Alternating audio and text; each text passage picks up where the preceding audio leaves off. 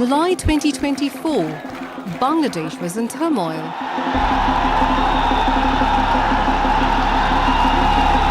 After 16 years of Sheikh Hasina's rule, millions of Bangladeshis took to the streets in a historic mass uprising.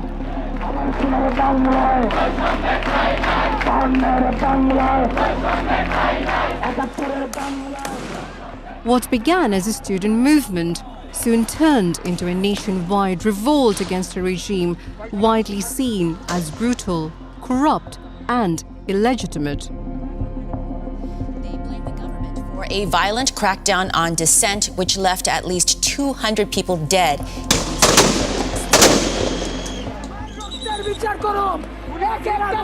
Under the leadership of student groups, millions of citizens demanded change. Eventually, Sheikh Hasina's government was overthrown and she fled the country. Bangladesh Prime Minister has resigned and left the country.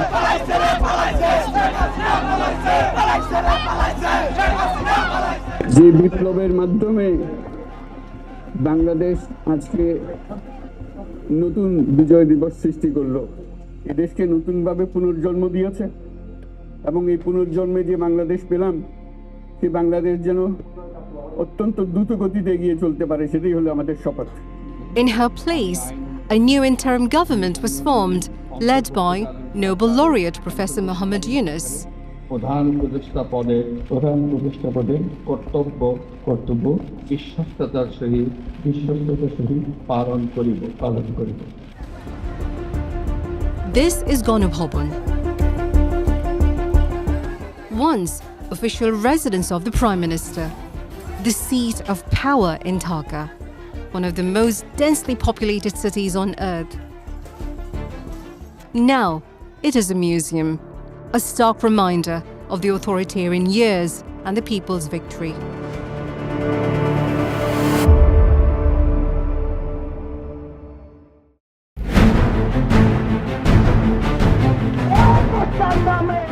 It started with demands for quota reform in civil service recruitment, but by mid-July 2024, peaceful protests were met with brutal crackdowns.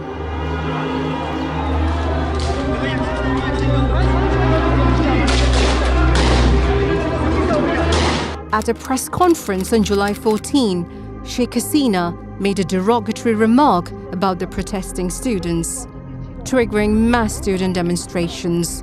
তার মানে কি মুক্তিযোদ্ধা সন্তান নাতিপুতিরা কেউ মেধাবী না যত রাজাকারের বাচ্চারা নাতিপুতি হলো মেধাবী তাই না She referred to the students as Rajakars, a politically sensitive term in Bangladesh's political context.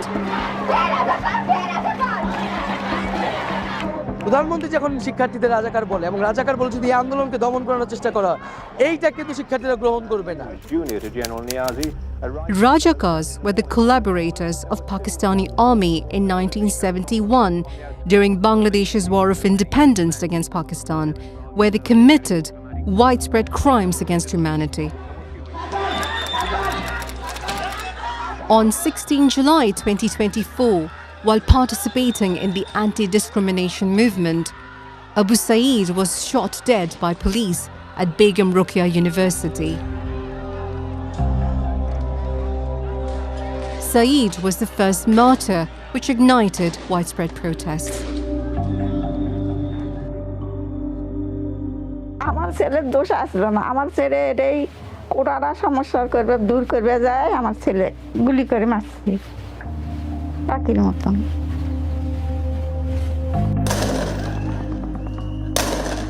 After the killing of Abu Saeed, the violence escalated.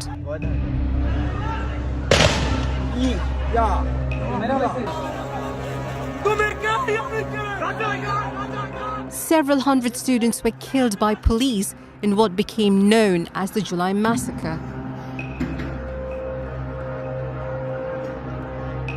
At that time, Awami League leaders openly directed their party members to attack students.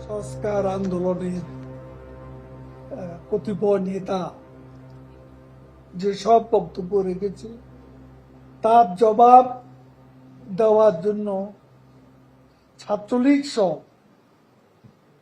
যারা তাদের এ আত্মস্বীকৃত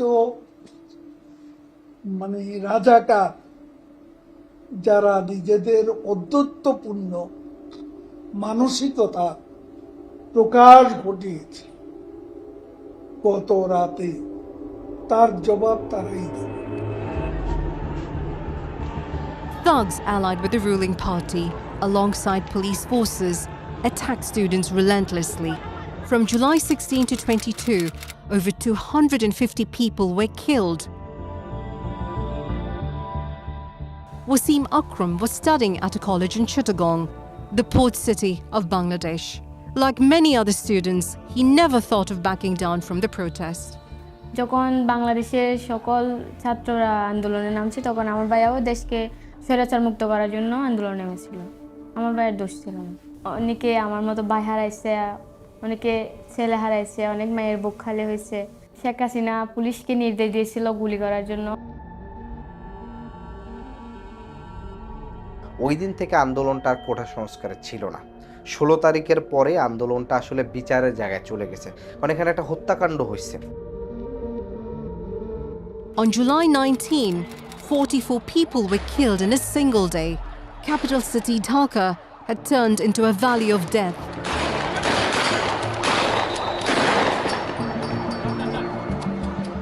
Hospitals echoed with the cries of injured students desperate for treatment.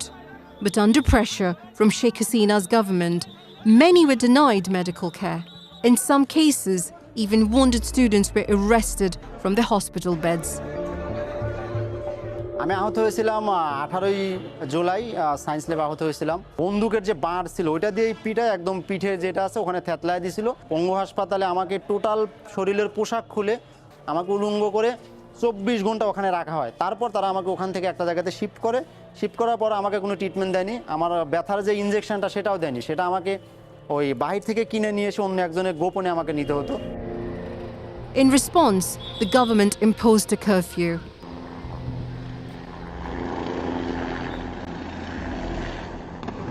Helicopters were used to fire on protesters. The internet was shut down.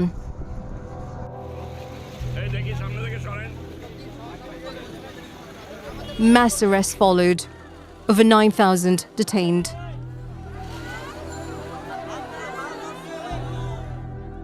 When everything is in your control, then if within that any group of people start protesting, you will think that I can shoot at them with impunity and nothing will happen to me, because it's never happened before. They did it in 2013, they did it in 2018, they did it in 2024, early 2024. They've done it and nothing happened. Nobody really did anything, and they thought they could just keep getting away with it. The Secretary General is concerned about reported mass arrests of thousands of young people and political opposition in connection with the current student movement.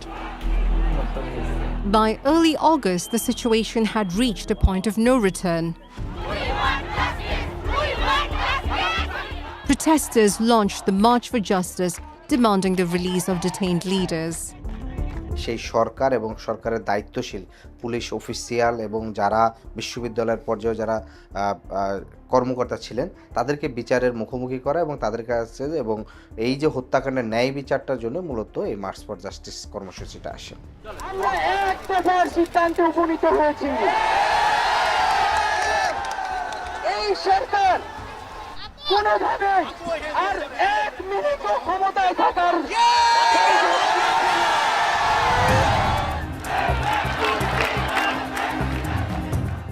August 4 was the deadliest day, with 91 people killed. In addition to Dhaka, many students were killed in several other districts.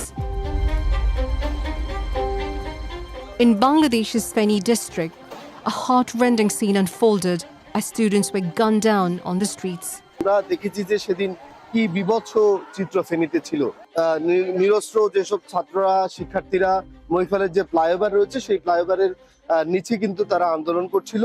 তাদের আন্দোলনে জোহরের নামাজের পরে হঠাৎ করে অতর্কিত হামলা করে সন্ত্রাসীরা।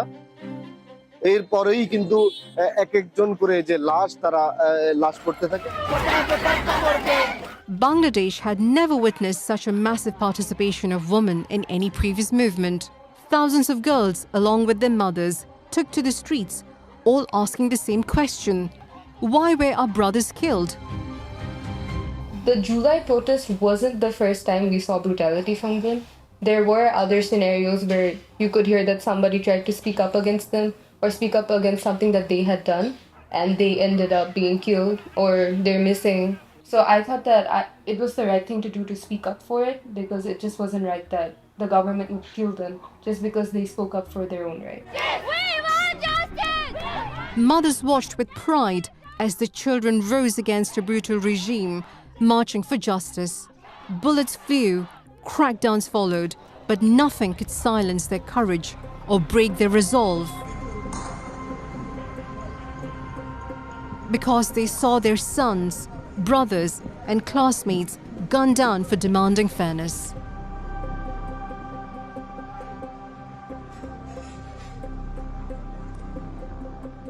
Our children should have that courage to raise their voice.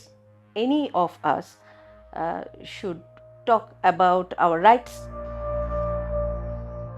I saw so many boys and girls also. They got shot by the rubber bullets. A tear shell come into the head. I go and cut their skins to pull out the rubber bullets. They're totally injured with the bullets, totally injured. And some of them was injured with the real bullet also. The Sheikh Hasina regime employed all forms of repression to suppress the protests. Sheikh Hasina directed the security forces to kill students.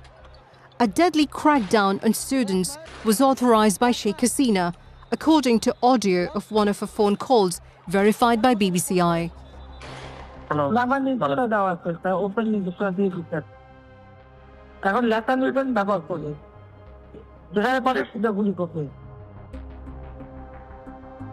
On August 5, despite a curfew, hundreds of thousands defied army checkpoints and flooded into Dhaka.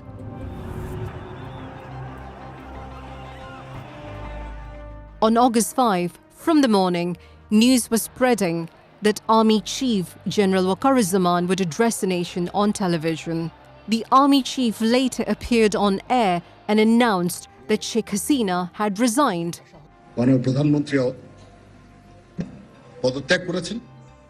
The regime had collapsed. Celebrations erupted. It was a moment of boundless joy. People took over Ganobhabon, symbolically marking the end of the Hasina era.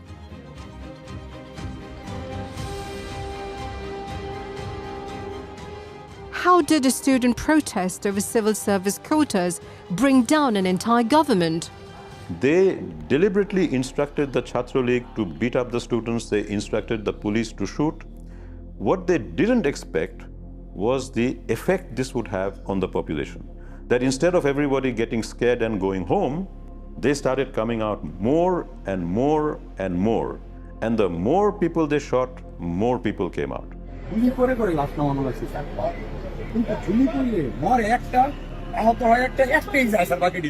This, I think, they did not expect. They expected that their previous strategy would work. You would show brutal force, you would pick up people, and people would get scared and they would go home. What cracked this time was people understood that if a government which is not elected is going to shoot dead unarmed citizens to protect its money and its power, this is unacceptable. After taking power in 2008, Sheikh Hasina amended the constitution, abolishing the non-partisan caretaker system for overseeing elections. The caretaker system, which had been in place to ensure fair general elections, was widely popular. Following its removal, 3 consecutive general elections were marred by manipulation. Voters were blocked and ballots were stuffed. That election were not participatory, not credible, not legitimate. And per international standard, I cannot term these are elections. All these elections, the role of the Election Commission was just to provide logistical support. Ultimately, in the driving seat, various state agencies played the key role. During Sheikh Hasina's rule, corruption deeply angered ordinary people. Sheikh Hasina herself proudly admitted that আমার বাসায় কাজ করে গেছে peon, সে এখন 400 কোটি টাকার মালিক। Helicopter ছাড়া চলে না। billions were looted under the guise of development. During Sheikh Hasina's rule, financial corruption with ties to political networks became normalized in the country. Billions of dollars earned through corruption by members of Sheikh Hasina's party were funneled into the real estate markets of developed countries. The UK's National Crime Agency froze nearly £90 million worth of luxury London property linked to 2 individuals associated with Hasina. It was never taken into consideration by the ruling authority. In fact, those who reported against corruption are considered to be political enemies. They are considered to be traitors and also subject to various kinds of revenge for reporting on corruption. Meanwhile, party members also took out substantial bank loans, many of which were never repaid. Human rights were widely abused during Sheikh Hasina's rule. Despite strong international outcry, she paid no attention. Her police chief, Benazir Ahmed, faced US sanctions for human rights abuses, yet was allowed to flee the country. Secret detention centers became tools of fear. Dissidents disappeared. Some never returned. I was abducted for about 16 months, and I was abducted by the Director General of Forces Intelligence, DGFI's armed thugs. Yeah, you see? I don't have teeth out here. Because I was punched so badly. When I asked for treatment, they said that you better die here. They made up a small story. The story was, we release you on one condition. I said, what condition?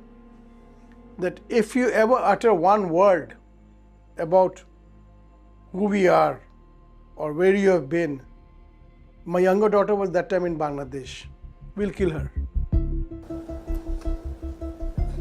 After the fall, Professor Yunus visited these sites of abuse. His government formed a commission on enforced disappearances. We are also able to trace some of the people, although it is extremely hard, some of the people who remain missing, and in very minority of cases we're able to understand what happened to them in their period of captivity. In all cases there is brutalization to an extent we cannot even imagine. People's private parts would be targeted specifically for electrocution. A very disgusting form of torture is that you would be forced to drink a lot of water. Then as you urinated, your private part would be electrocuted. This is, again, the level of depravity in thinking makes no sense, especially when you understand it is being unleashed against people who Awami League considered its opponents. This uprising was the result of 16 years of suppressed anger. Under Sheikh Hasina's misrule, an uprising had become inevitable. Political parties like the BNP and Jamaat Islami became victims of Sheikh Hasina's rule. People were living practically in fear because of the state's terrorism, So this pent-up frustration and anger was growing over the years, And that did the trick finally, but it was coming in any case because, as I said, it has reached the tipping point. And I've been saying all the time, she would have to come down with her own weight at some point, So that has happened, basically. None of us, I think, could fix up the date that July and August would be the last tenure. But as a politician, we are foreseeing that this government have to resign, have to leave. But when, either very early or sooner, that was the different. So we are very much optimistic and clear of the idea that Hasina tyranny could not continue for a long time.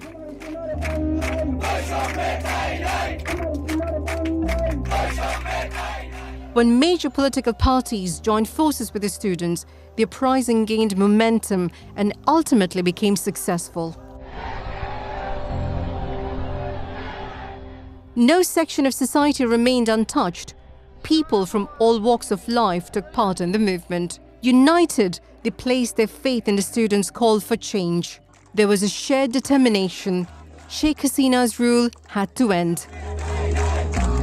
We have chosen some people from leftist group, some people from rightist or Islamist group, some people from Chhatrodol, just to connect with those student groups, student parties.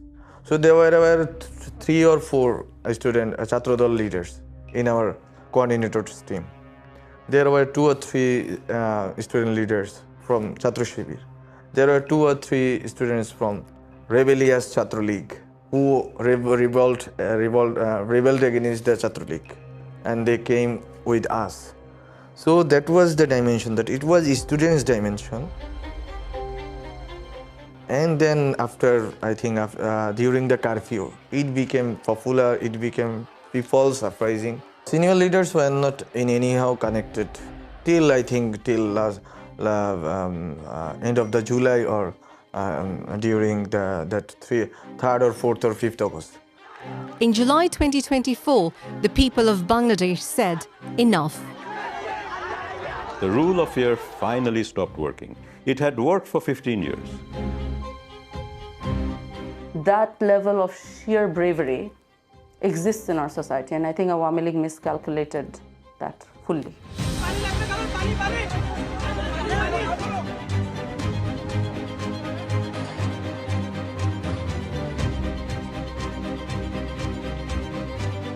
Over 1,400 lives were lost, but the country was reborn. Better Bangladesh and not discrimination-free Bangladesh, this democratic Bangladesh. There are many things to be considered, and we are going to achieve something in this time, but we have to achieve many things in future.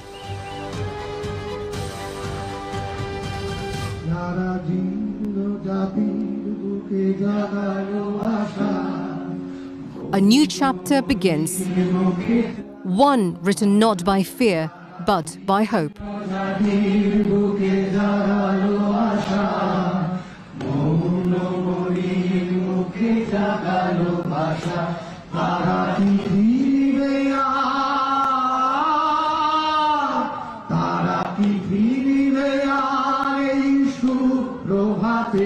কত তরুণ অরুণ গেছে রাস্তা চলে মুক্তির মন্দির সোপান তলে কত প্রাণ হলো বলিদান লেখা আছে অশ্রু জলে